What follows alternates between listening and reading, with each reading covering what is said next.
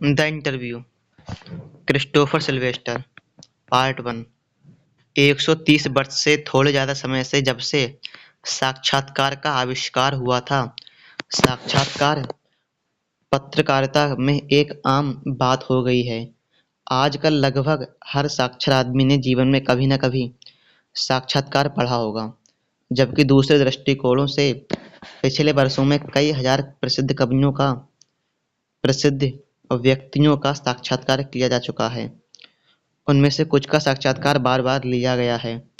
इसलिए इसमें कोई आश्चर्य नहीं कि साक्षात्कार के बारे में, उसके कार्यों के बारे में, तरीकों और गुणों के बारे में विचार काफ़ी अलग-अलग हैं। वह बहुत ही प्रतियोक्तिपूर्ण दावा कर सकते हैं कि अपने उच्चतम रूप में है। साक्षात्कार सत्य का स्रोत है और व्यवहार में एक कला। अर्थात साक्षात्कार लेना और देना एक कला है जो उच्चतम बिंदु पर पहुंचकर सत्य का पता लगा लेता है। अन्य आमतौर पर प्रसिद्ध लोग जो अपने आप को इसका शिकार समझते हैं, इसे अपने जीवन में अनावश्यक दखलंदाजी समझकर घृणा कर सकते हैं, अथवा ऐसा महसूस करते हैं कि किसी न किसी तरह यह साक्षात्कार उन्हें छोटा करता है। ठीक वैसे जैसे कि पुरानी संस्कृतियों में ऐसा विश्वास किया जाता है कि यदि कोई व्यक्ति किसी का फोटो खींच लेता है तो वह उस आदमी की आत्मा को निकाल लेता है। बी.एस. नायपाल वैश्विक लेखक के रूप में प्रसिद्ध ने अपनी यात्रा संबंधी पुस्तकों तथा अपने वृत्त चित्रों की रचनाओं में अपने पूर्वजों के देश के बारे में अपने विचार प्रस्तुत किए, जो कि भारत में उन्हें 2001 में साहित्य के लिए नोबेल पुरस्कार मिला। महसूस करते हैं कि कुछ लोग साक्षात्कार को से घायल होते हैं और अपना कुछ हिस्सा खो देते हैं। एलाइस इन वंडरलैंड के रचयिता ल्यूइस कैरोल के बारे में कहा जाता है, उस साक्षात्कारकर्ता से एक उसी समय का भय था और उसने साक्षात्कार देने के को कभी हाँ नहीं की। इसका यह भय उसे महत्व दिए जाने का था कि जो उसे परिचितों, साक्षात्कर्ताओं और ऑटोग्राफ की मांग करने वाले अड़ियल लोगों से अनाकर्षित करता था, तथा बाद में वह बड़े संतोष और विनोद के साथ ऐसे लोगों को चुप रखने की अपनी सफल कहानी सुनाया करता था। रुडयार्ड किपलिंग ने साक्षात्कारकर्ता के प्रति कहीं अधिक घृणापूर्ण दृष्टिकोण व्यक्त किया। 14 अक्टूबर 1892 को उनकी पत्नी कैरोलाइन अपनी डायरी में लिखती हैं कि बोस्टन से आए 2 संवाददाताओं ने उनका दिन खराब कर दिया।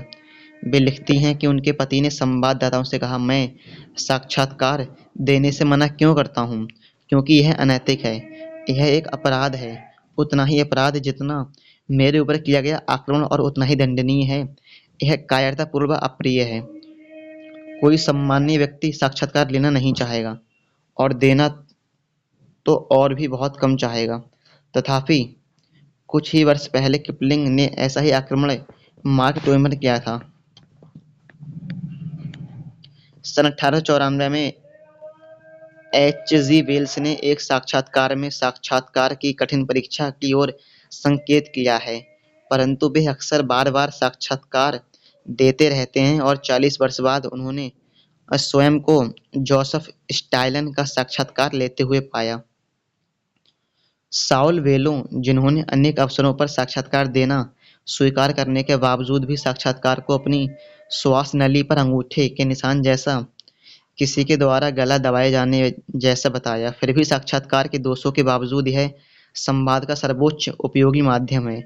अन्य किसी समय से ज़्यादा इन दिनों हमारे समकालीन लोगों के बारे में हमारे स्पष्ट विचार साक्षात्कार से ही बनते हैं। डेनिस ब्राइन ने लिखा है, लगभग हर अत्यंत महत्वपूर्ण बात हम तक एक आदमी के दूसरे आदमी से प्रश्न पूछने के माध्यम से पहुंचती है।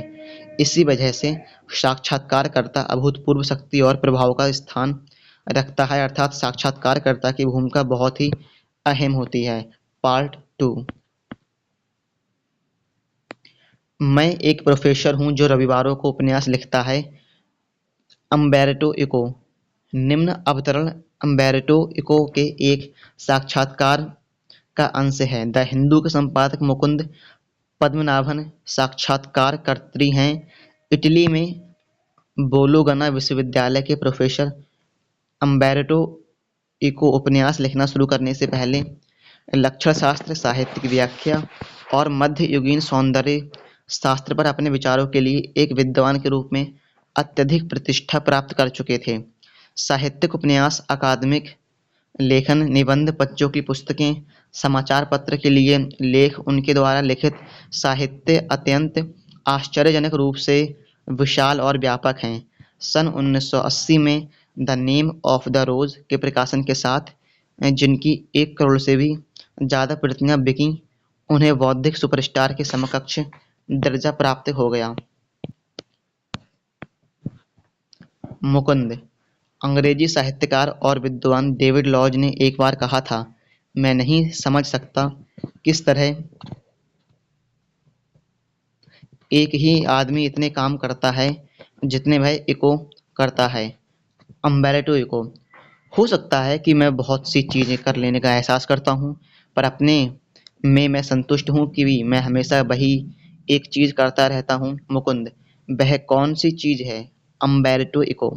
आह, अब यह समझना कुछ ज़्यादा ही मुश्किल है। मेरी कुछ दार्शनिक रुचियाँ हैं और उन्हें अपने शैक्षणिक कार्यों और उपन्यासों के माध्यम से प्राप्त करने की कोशिश करता हूँ। आप देखेंगे, यहाँ तक कि मेरी बच्चे की पुस्तकें अहिंसा और शांति के बारे में हैं।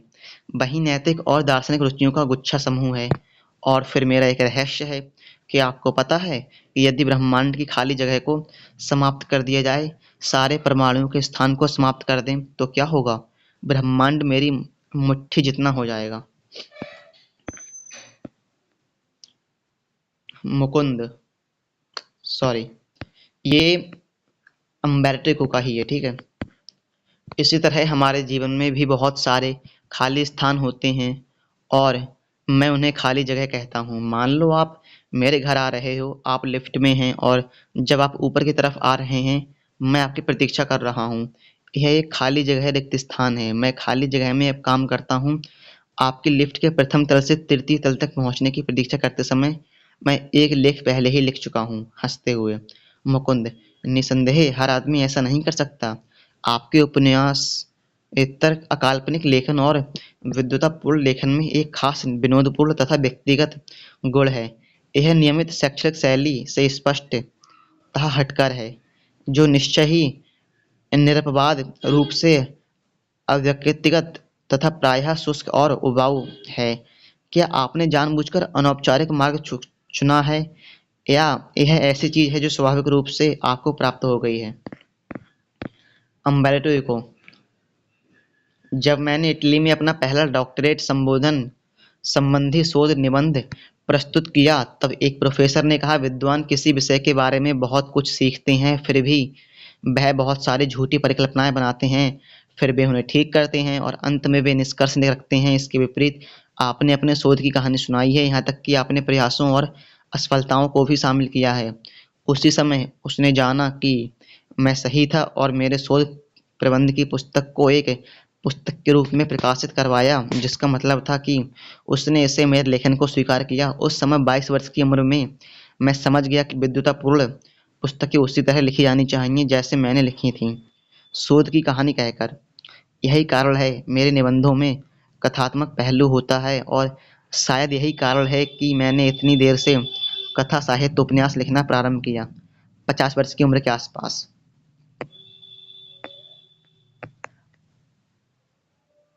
मुझे याद है, मेरा प्रिय मित्र रोनाल्ड बार्थ से हमेशा इस बात से परेशान रहता था कि वह एक निबंधकार है, एक उपन्यासकार नहीं। वह किसी न किसी दिन रचनात्मक लेखन करना चाहता था, परंतु ऐसा करने से पहले ही उसकी मृत्यु हो गई। मैंने इस तरह की कुंठा कभी महसूस नहीं की। मैंने संयोगवश उपन्यास लिखना शुरू किया। एक दिन मेरे पास करने के लिए कुछ नहीं था, इसलिए मैंने शुरू कर दिया उपन्यास लिखना। उपन्यासों ने संभवतया कथा कहने कि मेरी रुचि को संतुष्ट किया है। मुकुंद। उपन्यासों की बात करते हुए, एक प्रसिद्ध शिक्षा शास्त्री होने से लेकर आप गुलाब का नाम के प्रकाशन के बाद शानदार तरीके से प्रसिद्ध हो गए। आपने कम से कम 20 विद्वतापूर्ण उपन्यासोत्तर लेखन के साथ साथ अपने 5 उपन्यास लिखे हैं। अम्बेर्टो इको। 40 से ज़्यादा। मुकुंद 40 से ज़्यादा उसमें एक लक्ष्य शास्त्र लाक्षणिक पर लिखा गया प्रभावशाली लेखन कार्य है, किंतु ज़्यादातर लोगों से अम्बेर्टो इको के बारे में पूछिए और वह कहेंगे अरे वह उपन्यासकार हैं, क्या इससे आप परेशान होते हैं? अम्बेर्टो इको हाँ, क्योंकि मैं अपने आपको विश्वविद्यालय का प्रोफेसर मानता हूँ जो रविवार को उपन्यास लिखता है। यह कोई मजाक नहीं है। मैं अकादमिक सम्मेलनों में भाग लेता हूँ, पेन क्लब्स या लेखकों की सभाओं में नहीं। मेरी पहचान शिक्षा के क्षेत्र में विद्वान लोगों से है, अर्थात मैं स्वयं को अकादमिक व्यक्ति शिक्षा से संबंधित समझता हूँ। किंतु ठीक है, यदि उन अधिकांश लोगों ने केवल उपन्यास पढ़े हैं, हंसता है, कंधे उचकाता है। मैं जानता हूँ उपन्यास लिखकर मैं ज़्यादा पाठकों तक पहुँचता हूँ। मैं आशा नहीं कर सकता कि लक्षण शास्त्र के लेखन के मेरे 10 लेख पाठक होंगे, मेरे 10 लाख पाठक होंगे। मुकुंद यह बात मुझे अपने अगले प्रश्न तक ले जाती है। गुलाब का नाम एक अत्यंत गंभीर उपन्यास है। एक स्तर पर एक लंबी जासूसी कहानी है, किंतु यह तत्व मीमांसा, ईश्वर मीमांसा और मध्ययुगीन इतिहास की गहराई में भी जाती है। तथापि उसे विशाल पाठक समूह मिला। क्या आप उनसे पूरी तरह उलझ गए? अम्बेर्टो को नहीं, पत्रकार चकित है और कभी-कभी प्रकाशन। यह इसलिए होता है कि पत्रकार और प्रकाशक विश्वास से करते हैं कि लोगों को कूढ़ा, निम्न स्तर का साहित्य पसंद होता है और वे कठिनाई से पढ़कर प्राप्त अनुभवों को पढ़ना पसंद नहीं करते हैं। सोचो, इस धरती पर 6 अरब लोग हैं।